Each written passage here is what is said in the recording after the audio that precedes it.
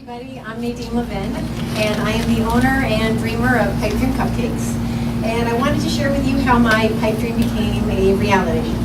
A little background about me. I worked in advertising for the past 14 years, and during that time I developed a passion for baking.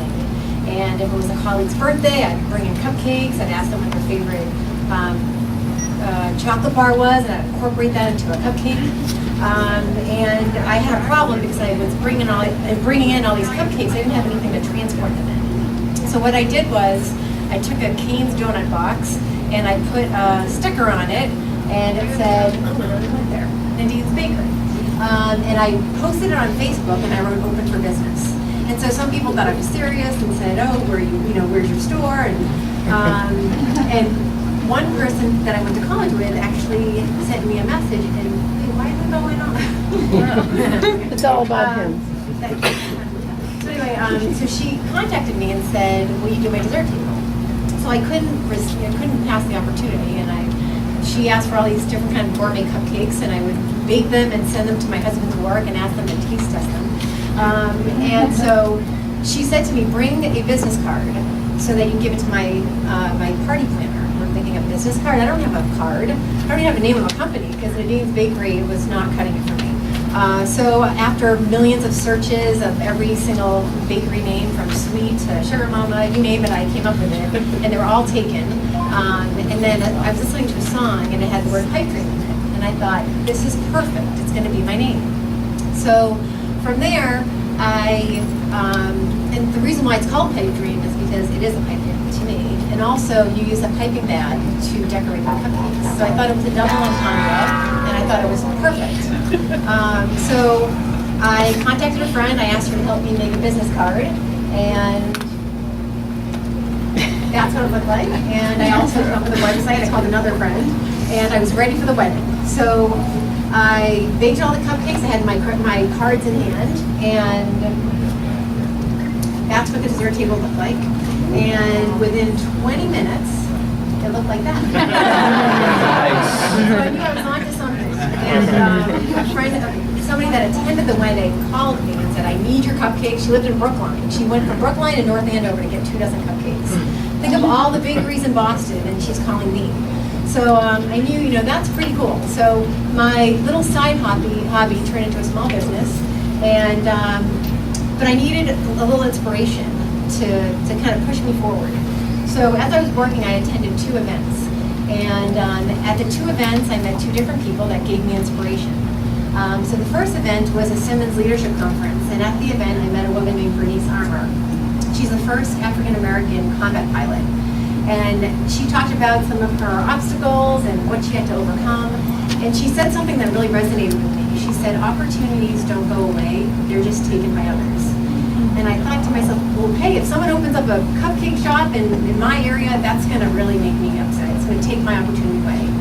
So the wheel started turning, and then a week later, I came to Mass Innovation, and I met Emily Benson, who's here today. And she's the owner of the fashion truck. She sells beautiful clothes from a renovated delivery truck. And I listened to her success, and I listened to what she was telling me, and she said she does it all by herself. She's been having the time of her life. And I thought, you know what, I'm gonna do it. So I drove home, and I said to my husband, I'm buying a cupcake truck. And he was very skeptical, but after a lot of research and a lot of selling to my husband, my pipe dream became a reality, and I bought a cupcake truck.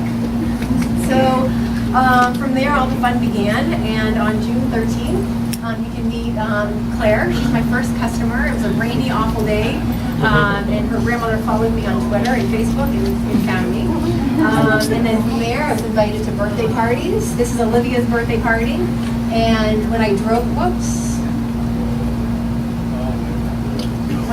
to the party, these girls were screaming like I was Justin Bieber. It was like the most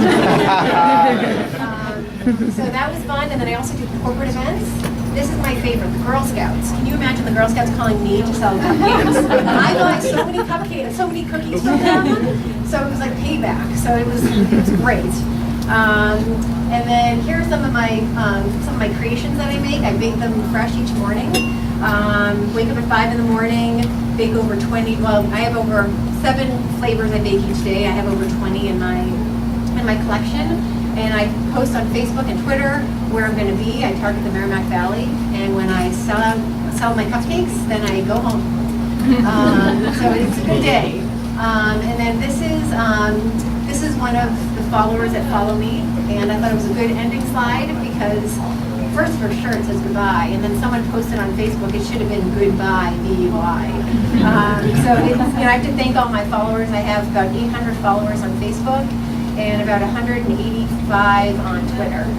So it's been great, and thank you to all my followers, and thank you to my chief tasting officer, my CTO, my husband. Without him, this wouldn't have been possible. Thank you.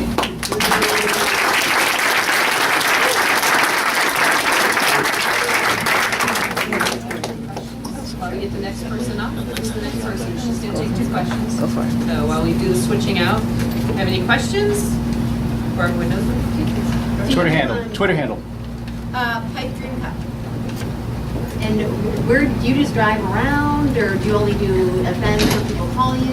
So I do corporate events, birthday parties. I do my schedule if I don't have any big events. Is that I drive, I park my truck in a certain location, and I tweet and Facebook where I'm going to be.